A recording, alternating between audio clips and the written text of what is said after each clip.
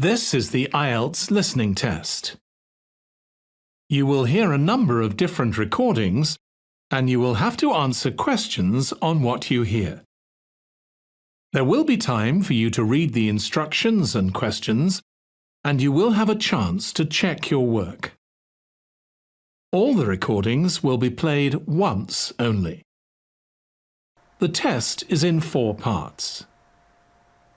At the end of the test, you will be given 10 minutes to transfer your answers to the answer sheet. Now turn to Part 1.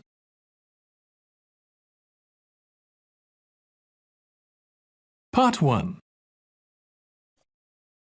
You will hear a conversation between Thomas and Nadia, who are waiting at the airport. First, you have some time to look at questions 1 to 5.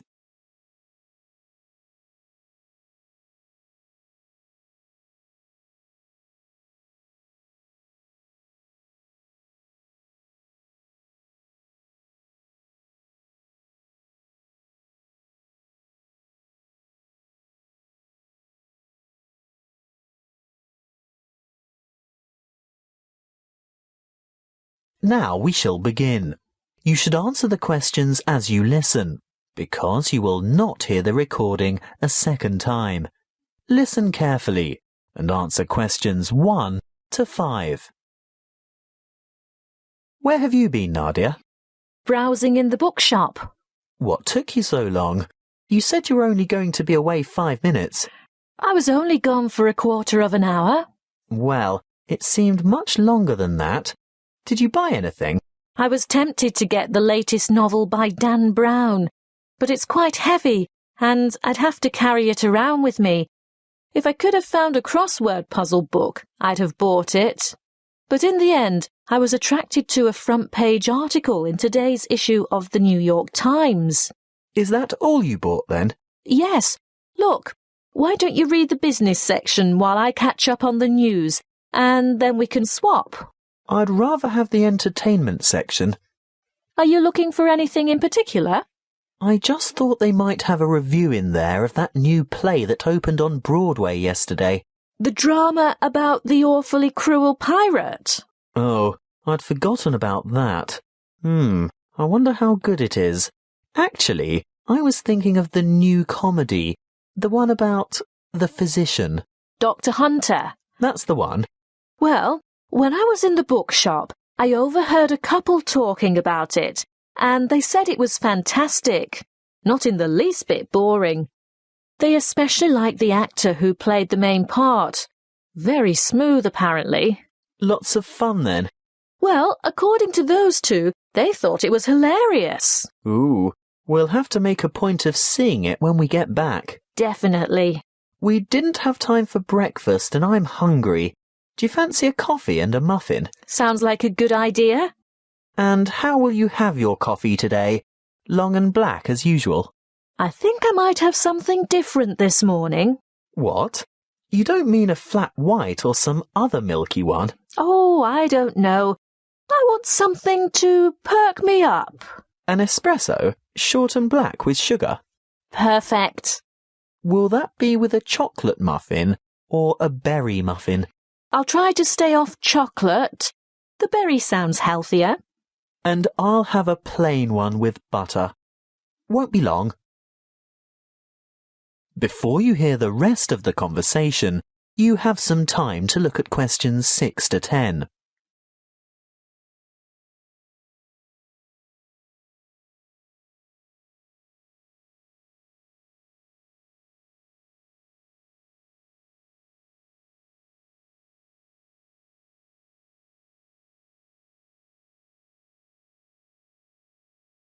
Now listen and answer questions 6 to 10.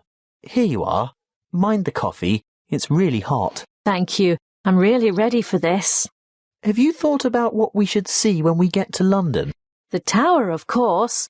I've always wanted to get a look at the Crown Jewels. That is where they keep the jewels, isn't it? I think so. And what about the wheel? I hear it's quite extraordinary. I'm not that keen on the wheel. Do you want to ride on it? No way. Well, let's leave it out of the itinerary then. OK, so do we do the tower first? Yes, that's the idea. And then we absolutely have to go to Westminster. Really? Yes. Look, it's not going to cost us anything. And I promised my sister I'd take photos there. Well, if you insist. I do. Oh, did you know the British Museum is free to the public? Not just residents, but tourists as well. Well, I did know that, but I was hoping we wouldn't have to spend time in any museums. We've only got 3 days in all, and it'll take at least 1 whole day to go through the museum. Well, let's say we leave it till day 3 and see how you feel then. OK, I can't argue with that. And Buckingham Palace? I suppose you've promised lots of photos of that as well, have you? Well, no, not really. But we can't say we've been to London and haven't seen the Queen's Palace. I guess not. And there's the added benefit that it won't cost anything as well. Oh, Thomas, it's not that I'm afraid of spending money. It's just that I want to see all the traditional sites first. Good. I'm glad that's sorted. Listen, I think they just called our flight.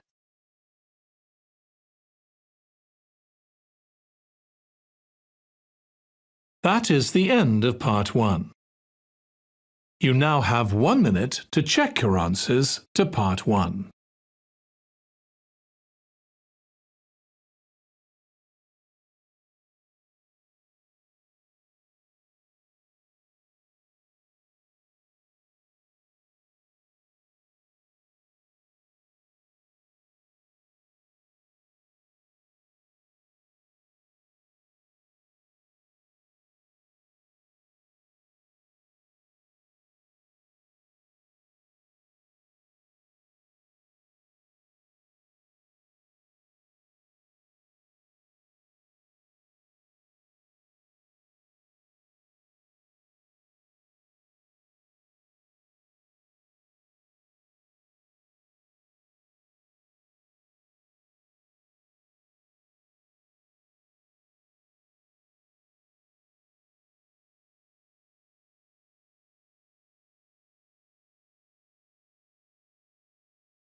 Part 2. You will hear a tour guide talking to a group of visitors at a museum. First, you have some time to look at questions 11 to 15.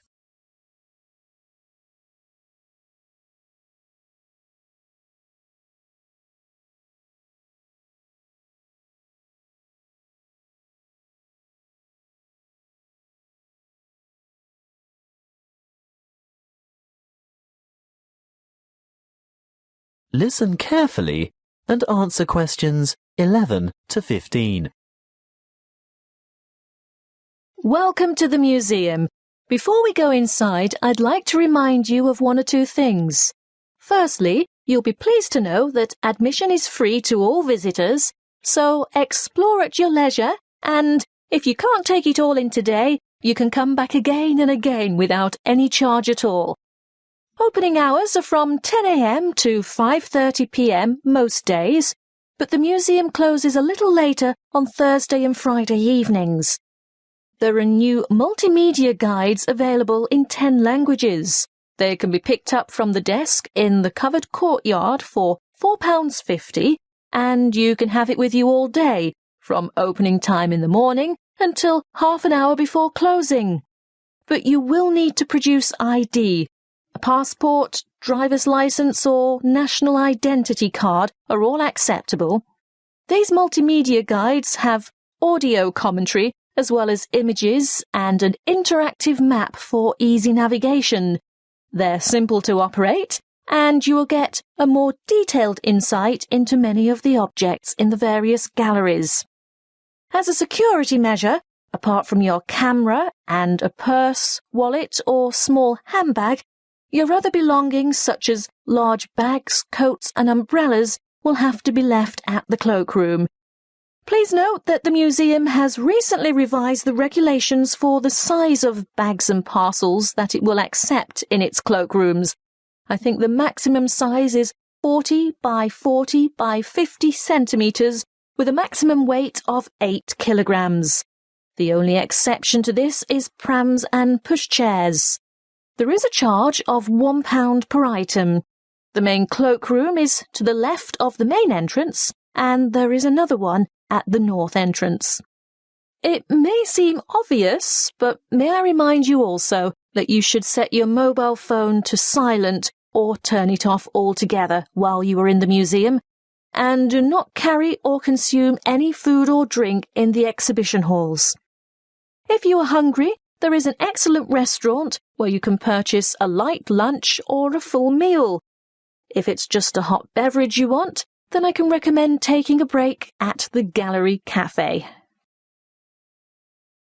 Before you hear the rest of the talk, you have some time to look at questions 16 to 20.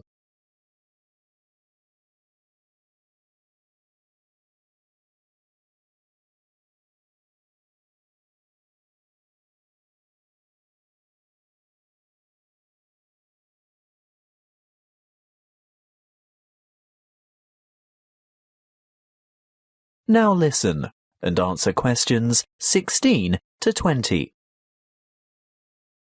As we enter the museum from the south by going through the main entrance, as I said before, you'll find the cloakroom immediately on your left, and on your right is the museum shop. They have an outstanding range of postcards and souvenirs in there, and it's well worth a visit, but perhaps best left till you're on your way out. Then you'll know exactly what you want. The big room to the right of the entrance, behind the shop, is the reference library. Straight ahead of you, yes, the huge circular room is the main reading room. If you decide to go in there, please keep noise to a minimum out of respect for the writers and scholars who use it for their research. The reading room is surrounded by what is known as the Great Court. Indeed, it used to be an open courtyard, but you will see that it is now completely covered by a magnificent glass and steel structure. If you walk around the Great Court in a clockwise direction, on the west side, you'll see the entrance to the Long Hall of Ancient Egypt, which has an amazing collection of Egyptian antiquities. The gallery behind the reading room, directly opposite the entrance, is devoted to China and Southeast Asia. Here you'll see Chinese civilization explored chronologically from the Neolithic period through to the 21st century. The restrooms for both men and women are located in the northeast corner of this floor, but don't worry, there are others available on the floors above. Another huge gallery extends along the eastern side of the courtyard, and this is given over to Greece and Rome. The sculptures in this section are absolutely spellbinding. Take your time looking at all the exhibits, and when you're ready to view what's on the next floor, take the magnificent marble staircase by the entrance.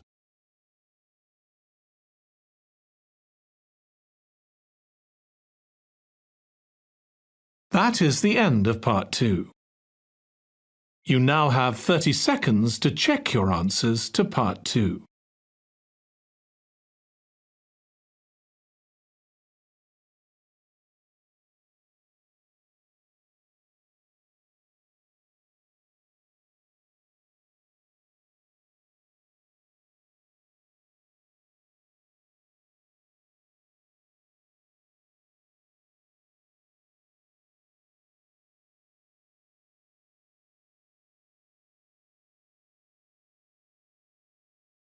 Part 3. You will hear a conversation between a lecturer and a psychology student asking for advice about research methods. First, you have some time to look at questions 21 to 25.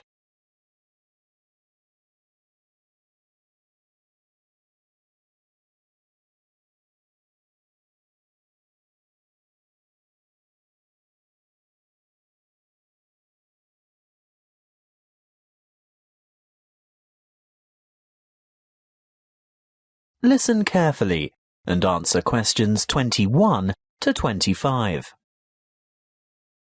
Good morning. Now, what is it you want to discuss today? Good morning, Dr. Reed. This assignment you've given us is the first psychology experiment I've had to do, and I'm not sure where to begin or which steps to take. Well, conducting your first psychology experiment can be quite a complicated and confusing process, but just remember that like other sciences, psychology uses the scientific method and bases its conclusions upon empirical evidence. What do you mean by empirical evidence? Well, empirical evidence is established by observation rather than theory. And the scientific method? Oh, yes. When conducting an experiment, you need to follow a few basic steps. I know the first step is to come up with a research question or problem. Yes, a question that can be tested. How do I find an appropriate question? I would suggest one of three methods. Firstly, you can investigate a commonly held belief, or what we call folk psychology. I see. So I could examine the belief that staying up all night to study for an important exam can adversely affect test performance. That's right. In that case, you would compare the scores of students who stayed up all night with those of students who got a good night's sleep. I think I could do that.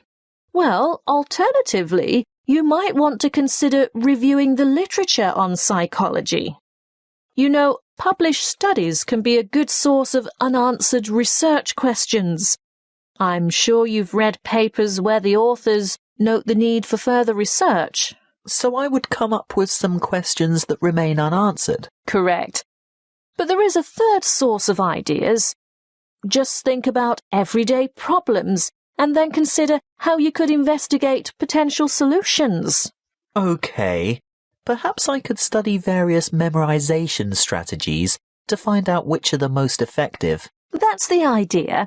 Next, you need to define the variables. You know, anything that might have an effect on the outcome of your research. Yes, I remember we learnt about that last week. Yes, that's right. Then you have to develop a testable hypothesis that predicts how the variables are related. For example, students who are sleep-deprived will perform worse in an exam than students who are not sleep-deprived. Exactly. Once you have developed a hypothesis, you must carry out background research.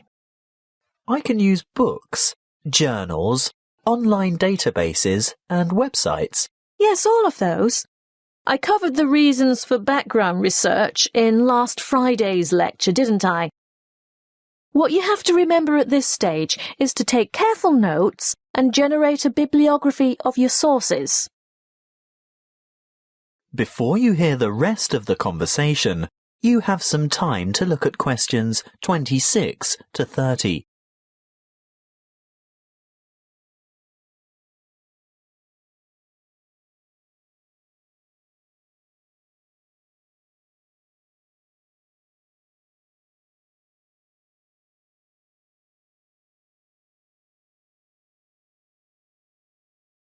Now listen and answer questions 26 to 30. OK, I've got that. Then I'm ready to develop an experimental design. Well, again, you have a choice. There are three basic designs, and each has its own strengths and weaknesses. The pre-experimental design does not include a control group, so there is no comparison. What we call a quasi-experimental design does incorporate a control group, but there is no randomization, whereas a true experimental design has both control groups and random assignment to groups. You've also told us about standardization of procedures. Is this where that comes in? Being sure to compare apples to apples? Absolutely. Going back to your sleep deprivation example, the same exam would have to be given to each participant in the same way at the same time, etc. Got it. When selecting subjects, you need to consider different techniques. If you were to go through with your sleep deprivation experiment, you would need to ensure that your experimental and control groups were standardized.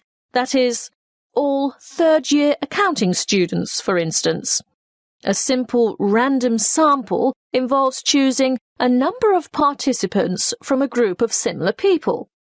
On the other hand, a different kind of study might involve a stratified random sample, where participants are randomly chosen from different subsets of the population. You mean subsets with distinctive characteristics, like age, gender, race, socioeconomic status, and so on? Precisely. Then the next step is to actually conduct the experiment and collect the data. Then I have to analyse the data. I'll be dealing with the statistical methods for analysing data in next week's lecture. Oh, good. I guess all that's left then is to write up the data. Yes, communicating your results is important, and in the next couple of lectures, I'll be covering the format and structure of a psychology paper and tips for writing each section. Thank you, Dr. Reed. I feel much more confident in getting started now. Thank you for taking the time to see me. That is the end of Part 3. You now have 30 seconds to check your answers to Part 3.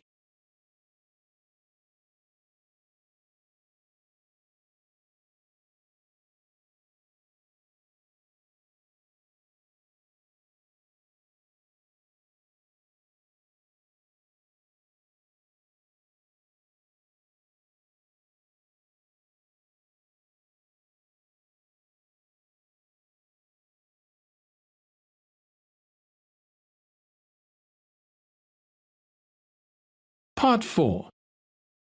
You will hear a lecture on the production and trade of rice. First, you have some time to look at questions 31 to 40.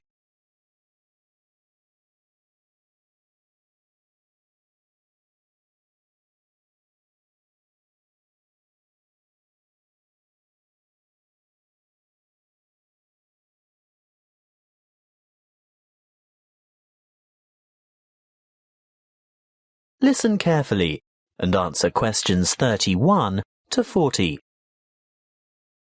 Good morning and welcome to our inaugural lecture on agricultural economics. Today's topic is the world's production and trade of rice. As you are all well aware, rice is the staple ingredient in the diet of much of the world's population. Its importance as a food cereal in the human diet cannot be underestimated. In fact, it's a close second to wheat. About 560 million metric tons of rice is grown each year, compared with about 600 million metric tons of wheat. Coarse grains, such as corn, sorghum, barley, oats, rye, and millet, mostly go into animal feed, which, by the way, is seen by many as a wasteful and inefficient use of fertile land, because around 4 kilos of grain is needed to produce about half a kilo of beef. Some 900 million metric tons of coarse grains are grown annually worldwide, and a further 300 million metric tons of grain is produced for the oil in its seeds. Now, I'll return to the subject of rice production. What do we know about rice production? Well, firstly, rice produces more food energy per hectare than any other cereal grain, and almost as much protein per hectare as wheat. Secondly, the production of rice has more than doubled in the last 40 years. How has this increase in production come about? Mainly as a result of improved field yields. The actual land area planted in rice has only risen by about 30%. As you know, rice is primarily grown in flooded fields, and therefore cultivation area is restricted by the sort of soil and the availability of water. Although rice can be grown on dry land, it is essentially after all a type of grass. The yields and quality in this case are much lower, and other grasses and weeds can easily overtake the rice. As yet, there are no herbicides that can selectively kill other grass types without killing the rice. Much of the world's rice is still grown and cultivated by hand, because for mechanized farming, the land must be able to be drained and hold heavy equipment. Of the total rice production, it's no surprise to learn that the greatest proportion by far is grown and consumed in Asia. You will see from the chart that the leading producers of rice are China at around 39%, followed by India with a quarter of the total. Indonesia produces almost 1/10, and other countries like Bangladesh, Vietnam, Thailand, Japan and Brazil grow another 25, almost 26% of the total. As I said before, most rice is consumed in the countries where it is grown. That means that very little rice is actually traded, and for this reason, the market price is very volatile.